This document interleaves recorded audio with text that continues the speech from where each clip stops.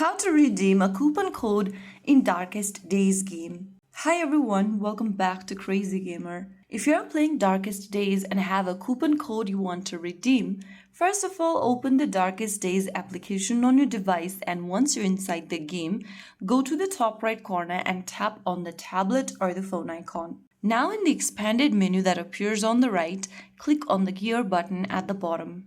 From the settings menu that appears on the screen, select account from the top. Now, click on enter coupon code. In the search bar, type in the coupon code that you want to redeem.